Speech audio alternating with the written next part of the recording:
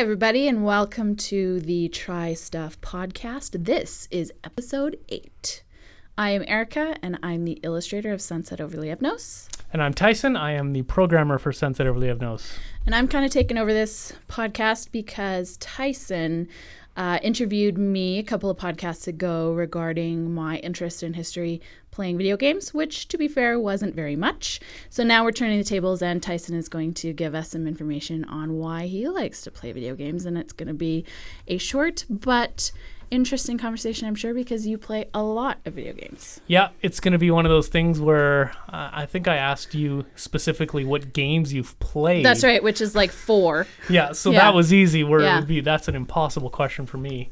But I've been playing games pretty much my whole life. My brother and I, when I was, let me think, it would have been grade 1 or something like that. Really? Yeah. So what system was it? Well, actually, it was a little bit before that. My uncle had an Atari, and so we did play, there was a game, I can't remember what it was called. It was like, I think Mousetrap, but I can't be sure. And there was a Mousetrap and a football one. Anyways, those are he only had like 2 games. Right. But my friends had a Master System, and so we played that, and then we went bottle and can picking, like everywhere. We went into people's trash. We went along highways. Really? Yeah, we bottle picked and to buy a Master System, and that was our first system. And we continued picking bottles. Like, that's how we funded our games. We picked bottles and up and down the highways, and spring was like our favorite time because all the snow. Right. And this was kind of before. It's hard. It's bottle picking's tough competition these days. Yeah, no kidding. It is. I worked for the town of Ponoka for a while, and the homeless people just snatched them up like so fast. Like we never picked. There's no cans in the garbage ever. So poor little kids can't go buy video games anymore because there's no more bottles. Moral of the story is, we went and picked bottles and we got games. The original Ghostbusters for the Master System was like one of my favorites. That game is just unreal. And Safari Hunt, those games are just classic. Quartet, oh my God, Quartet, one of the games that we got early on. And then I remember we had swimming lessons and the people we did swimming lessons from, I don't know if it was the people, but it was at somebody's house. They had a lot of money, I guess, and they had a pool, and swimming lessons were at their house. Oh wow! Like, this is like rural Saskatchewan, right? So they had a Nintendo, and so that Christmas we got a Nintendo and a Game Boy, and so we played the hell out of Super Mario and Tetris, or Mario Brothers and Tetris, because those are what came with it. Right. And so we played those. And then when the Super Nintendo came out, we couldn't afford one right away, but we rented one. Oh my God! When you used to be able to rent things from the video store, not just games, like the whole system. Yeah. And so we would make our whole lives around it. We would reserve it like a month in advance, and we would rent the game for the weekend and play. I think our Super Mario World was one of the first games we played, and a game called Joe and Mac, and it was like this. It went into obscurity. I loved that game, but it's like, I guess not a great game, but it was about cavemen. It was 2-player. Well, I mean, you can understand why people are so nostalgic about these classic games, because you had to work really hard. Yeah, and we did. To get your hands on them. I can't remember how long the Super Nintendo was out before we bought one, but we did buy one eventually. And the Super Nintendo's, even to this day, my favorite platform outside of PC, because PC's got all the retro type of games and stuff. It's just such a clean era where game design mattered. And so my favorite games are, like, we played so many role-playing games, but like Romance of Three Kingdoms 4 was one of my favorites. It's called Wall of Fire. And Chrono Trigger, Final Fantasy 6, and Secret of Mana. Such so these are the games that inspired what we're doing now. Yeah. Right. More on the platformy side, there was a game called Mutant Chronicles Doom Troopers, and I don't know what it was about that game, but we just ate that up, played it just over and over and over. Did you and your brother like have sibling rivalry over the games, or did you always play together? We always played together. Huh. I don't know what it was, and even single player games, we just alternated turns, and And I'm just trying to think back. I should actually ask him this question. Maybe he's got a different perception of it than I do. You never know. But we sat down in front of the TV and we played. All the just alternated. We never really fought over it too much. And then Super Nintendo. Oh, what a great system. And then when the Super Nintendo, at the end of that era, we were waiting because we were Nintendo guys at that point. And right. I owned a Genesis. Everybody was. Yeah. No, there was Genesis. There was quite a few Genesis folks out there, but we never had a Genesis. I eventually got one, but not when I was in university. I don't think I ever played Genesis. No, there's some good Genesis games. I was never a fan of Sonic. But I would go over to my buddy's house and I was really envious of like Strider. Oh, I remember when Strider came out, I was like, I really want to play that game, and it just I got to play it at his house, but right. But yeah, we waited for the N64, and they postponed it and they delayed it, and I remember it was the summer and we went to the arcade. We couldn't afford arcade. We hardly ever played arcade, but once in a while, literally maybe once or twice a year, we'd get to go to Edmonton, and that was like our treat. It seems ridiculous now because we go to Edmonton like every other weekend practically. Yeah. But when I was growing up, we just, I guess, couldn't afford it and didn't have the time, and my mom wasn't comfortable in the city, and so we just didn't go. But we did go like a couple of times a year, and we went to the arcade there, and I played Virtua Fighter, which is the first 3D game I ever played. I remember Street Fighter, the arcade game Street Fighter. Street Fighter 2? That is the only arcade game I've ever played. Yeah. And I remember being liking it, but also being like really self-conscious because I didn't know all the special tricks to do all the special moves and stuff, and I always felt like people were judging me. You know what? That game stands up. Yeah. That game people still play. Yeah. And it's a they're classic still making for sure. movies about Street Fighter. But I mean, crazy. Street Fighter 2, that game, not just the whole series, but that game itself. Yeah. Which is actually one of my favorite games. I played Super Street Fighter 2 Turbo so many hours on the Super NES on that one. But arcades. Played Virtua Fighter in the arcade, and first 3D game I ever played, and my brother and I were blown away. We just completely floored. We were like, this is unreal. And at that point, the PlayStation 1 was out, and the Saturn was out, but the N64 wasn't out due until I think it was like November, and we were like, we're not waiting. Nintendo screwed us over this time. They're postponing it. They're taking too long, and we want to play. So you switched platforms. So we switched platforms. Yeah. We went to Sony, and we got Battle Arena Toshinden and SimCity 2000 were the first two games we got, and Battle Arena Toshinden was a 3D I remember fighter. People being so obsessed with The Sims, like the Sims. SimCity. Yeah, yes, The Sims. Sims came later, but SimCity we played a lot of. People were like obsessed. I played SimCity for the first one for Super Nintendo.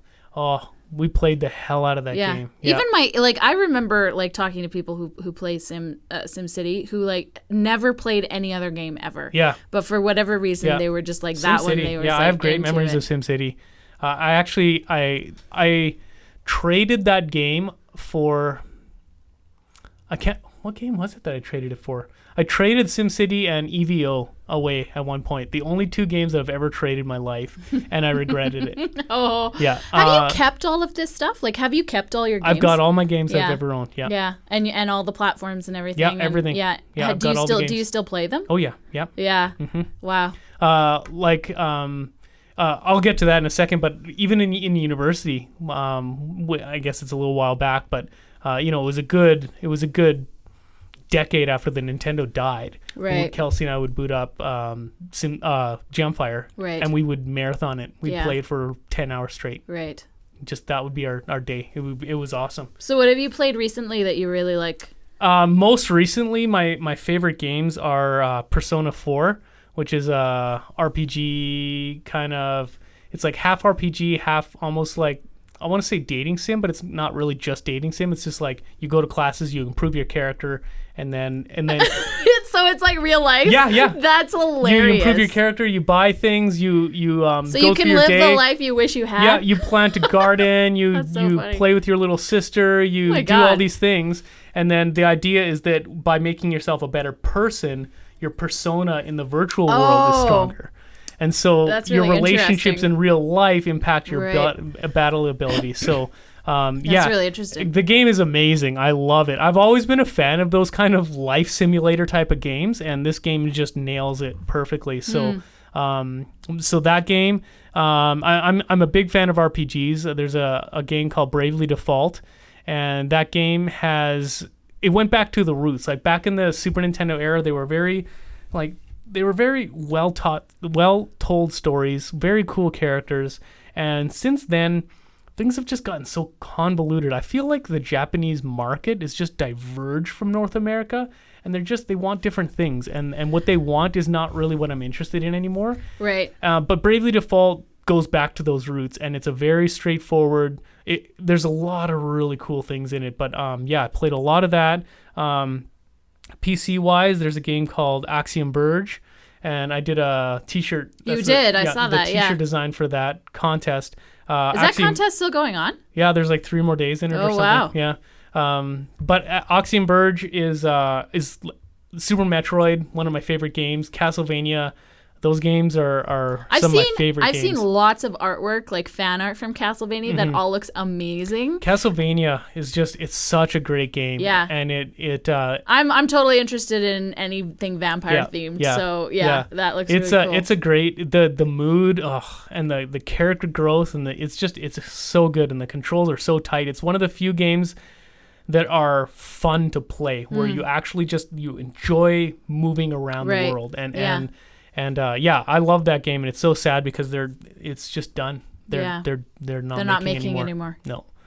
So actually a platformer like that is on my list of games that I'd like to make one day. Yeah. But Axiom Verge is made by one guy, and he did all the music, the graphics, and the programming. Yeah, it took him quite a few years. Wow. But it's an old school classic platformer like that, and I love it. It's great. So what attracts you? Like if you were to look at a list of games right now, what would attract you to a game? Initially, I mean, I love strategy and RPGs, so I'm immediately predisposed to that. I guess I'm old fashioned. I don't really understand why 2D games aren't more popular than they are even now. I love pixel art, but it doesn't have to be just pixel art. But 2D games to me have so much charm. There's a game called Banner Saga. So are you just overwhelmed by all of the production values that are going into games? You know what? I wouldn't say production values per se. Well, I guess so in a way, because I really like good presentation. Right. So really cool worlds with good style, right? They don't have to be like cutting edge technology with great 3D models and texturing and special effects and stuff like that. In fact, I find those games they're fun to play for a little bit, but they don't draw me in as much as something stylized does. So like there's a game called Ori and the Blind Forest, and what are some other games like Banner Saga I was just saying, just really cool stylized games. And so I do like that, but I think really above and beyond that is gameplay. I feel like a lot of modern games. Do you test a lot of games? Like, do you try a lot of games and then just not finish them? Or? I don't. I don't really have the time to try a lot of them. I rely a lot on. I do watch a lot of videos and I read a lot of reviews. Right. And so I don't look at scores. You know what I mean? Like so I look at a lot of upcoming things. The indie scene is huge because big game publishers don't take the risks on the type of games that I want to play. So I follow the indie scene very closely, and they make themselves known, right? You can just go on there and you can just see there's so many different sites that talk about indies. They throw up a screenshot and I go, oh, that's a cool looking style. Yeah. And they gather steam as they kind of get popular, and they're not hard to find.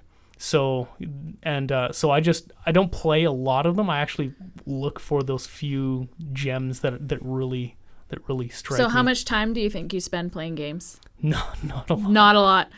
Not a lot these days. It depends. You know what I'll do is I will get into a game and I'll binge it for like 2 weeks, where I'll play a lot of it, and then I'll kind of go, more I'll get motivated. I'll be like, this is amazing, and I want to create something like this, and then I convert that time over back into creating again. Right. So so are you looking for inspiration then, or are you? I love games. Just looking to have fun. I do love games. I like having fun, and then but there's only so much time in the day, and so I try and balance it. Which is what I talked about too. I mean, the fact that if you have spare time, that it's really hard to justify. The only difference is I don't watch a lot of TV. Yeah. I don't go to the movies very often. You know what I mean? Like I trade off those things. I don't go out drinking. I don't party. I don't do those things. And so instead of that, I'll sit down with a game and like the game I'm playing right now is called Guild Wars 2.